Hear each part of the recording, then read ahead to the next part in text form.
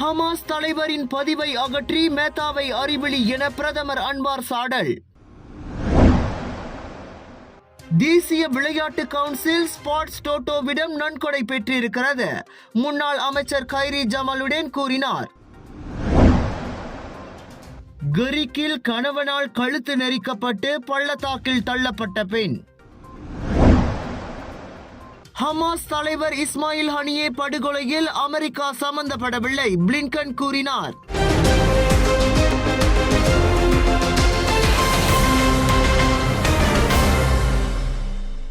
மறைந்த ஹமாஸ் தலைவர் இஸ்மாயில் ஹனியேவை பற்றி தனது இன்ஸ்டாகிராம் மற்றும் முகநூல் இடுகைகளில் இருந்து மற்றொரு பதிவை நீக்கியதற்காக மேத்தாவை பிரதமர் அன்வார் இப்ராஹிம் வன்மையாக கண்டித்துள்ளார். இஸ்ரேலின் யூத அரசாங்கத்திற்கான அடக்குமுறைக்கு இன்ஸ்டாகிராம் மற்றும் முகநூல் தளத்தை ஒரு கருவியாகவும் கோலையாகவும் பயன்படுத்த வேண்டாம் என மேத்தாவுக்கு அன்வார் எச்சரித்துள்ளார். மறைந்த ஹனியேவின் காணொளிகள் மற்றும் இரங்கல் செய்திகளையும் அவரது படுகொலை தொடர்பான கண்டத்தையும் நீக்கியிருக்கும் மேத்தாவின் நடவடிக்கை பண்பற்ற செயல் என்பதோடு பாலஸ்தீன மக்களின் போராட்டத்தை அவமதித்திருப்பதாக அன்வார் கூறினார். அடக்குமுறை மற்றும் அபாயகரமான நிலையில் இருந்து தனது தாயகத்தின் விடுதலைக்கான ஒருவரின் வீர போராட்டத்தை சிறுமைப்படுத்தும் வகையில் காரணமின்றி அவரது பதிவுகளை மேத்தா நீக்கியிருப்பதாகவும் இந்த நடவடிக்கை கடுமையான கண்டனத்திற்குரியது என அன்வார் கூறினார்.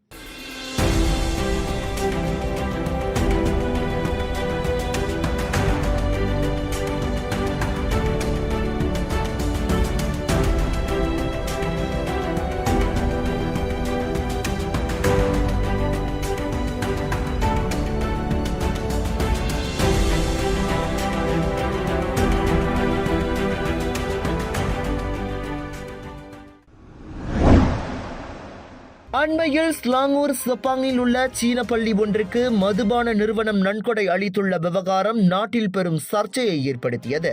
அந்த நன்கொடை குறித்து கலுவார்ஸ்கஜா பாட்காஸ்டில் பேசிய கைரி ஜமாலுடன் முன்னதாக தேசிய விளையாட்டு கவுன்சில் எனும் NSC சூதாட்ட நிறுவனமான ஸ்போர்ட்ஸ் டோட்டோவிடம் நன்கொடைகளை பெற்றதாக கூறியுள்ளார்.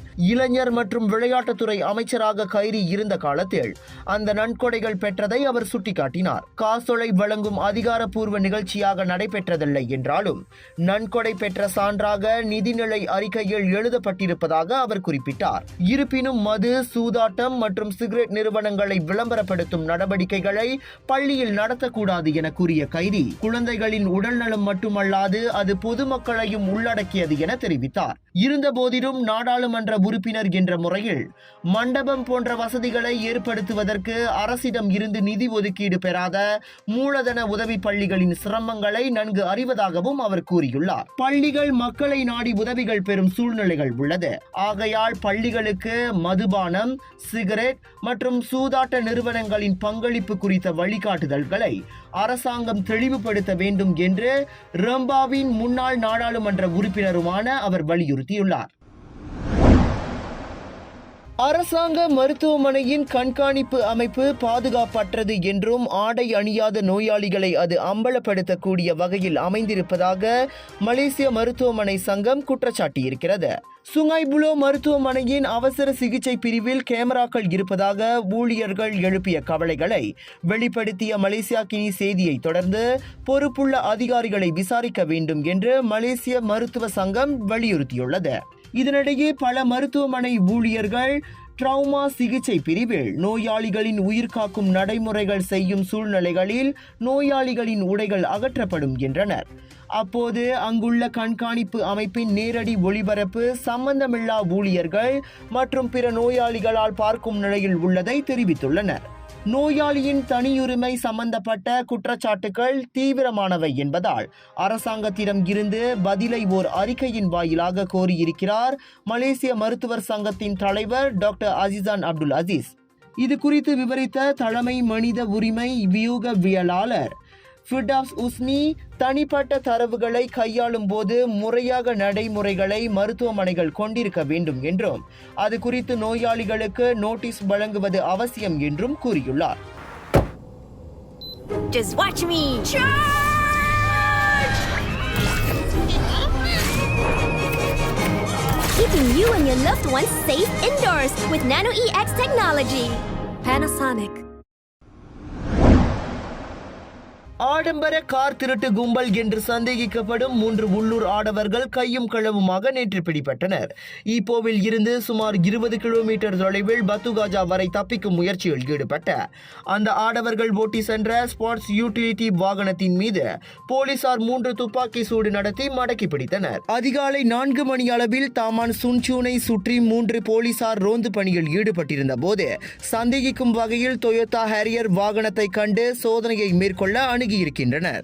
அப்போது அந்த சந்தேக நபர் வாகனத்தை கோபெங் டோல் பிளஸுக்கு விரைவுபடுத்தி விபத்துக்குள்ளானதை பேரா போலீஸ் தலைவர் டத்தோ அசிசி மாட் அரிஸ் தெரிவித்தார். 34 முதல் 47 வயதுடைய வேலையற்ற அந்த சந்தேக நபர்கள் போலீஸ் வாகனத்தை மோதி ஆபத்தான முறையில் வாகனத்தை ஓட்டியதால் துப்பாக்கி சூடுகள் வாகனத்தின் டயரில் நடத்தப்படுவதற்கு போலீஸை கட்டாயப்படுத்தியதாக அசிசி கூறினார். இந்த துப்பாக்கி சூட்டில் டயர் வெடித்து விபத்துக்குள்ளானதில் அந்த சந்தேக நபர்கள் வெற்றிகரமாக கைது செய்யப்பட்டுள்ளனர். ஜோஹரை சேர்ந்த அந்த சந்தேக நபர்கள் போதைப் பொருள், கொள்ளை, திருட்டு உள்ளிட்ட குற்றப்பதிவுகளை கொண்டவர்கள் என்பது விசாரணையில் தெரியவந்துள்ளது.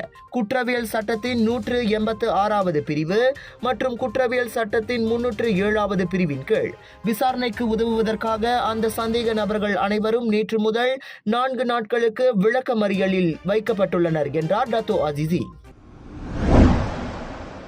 மலேசிய குடிநுழைவுத்துறை JIM கில்லானில் உள்ள மறுசுழற்சி மையம் ஒன்றில் நடத்திய அதிரடி சோதனையில் 50 பேர் கைது செய்யப்பட்டனர். பொதுமக்கள் வழங்கிய தகவல்களின் அடிப்படையில் 2 வாரங்களாக நடத்தப்பட்ட உளவு நடவடிக்கைகளுக்கு பிறகு நேற்று மதியம் 2:51 மணி அளவில் அந்த அதிரடி நடவடிக்கை மேற்கொள்ளப்பட்டதாக குடிநுழைவுத்துறை தலைமை இயக்குனர் டத்தோ ருஸ்லின் யூசோ கூறினார். தற்காலிக வேலை அனுமதி பாஸ் PLKS பயன்படுத்தி வேறு இடங்களில் வேலை பார்த்தது, அனுமதி காலத்தை மீறி தங்கியது, பயண ஆவணங்கள் எதுவும் இல்லாமல் இருந்தது போன்ற குற்றங்களுக்காக 49 வெளிநாட்டவர்களும் நிலத்தின் உரிமையாளரான மலேசிய பெண் ஒருவரும் இந்த அதிரடி சோதனையில் கைதானது குறிப்பிடத்தக்கது.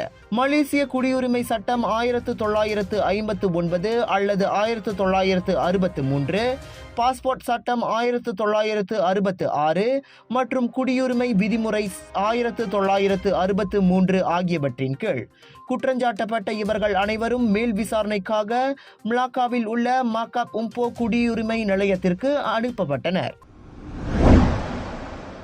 கடந்த சனிக்கிழமை ஜாலான் ராயா திமூர் பாராட் கரிக் ஜல்லி 31.2 கிலோமீட்டரில் சொந்த கணவரால் கழுத்தை நெரித்து பள்ளத்தாக்கில் தள்ளப்பட்ட பெண்ணின் சம்பவம் பெரும் அதிர்ச்சியை ஏற்படுத்தியிருக்கிறது.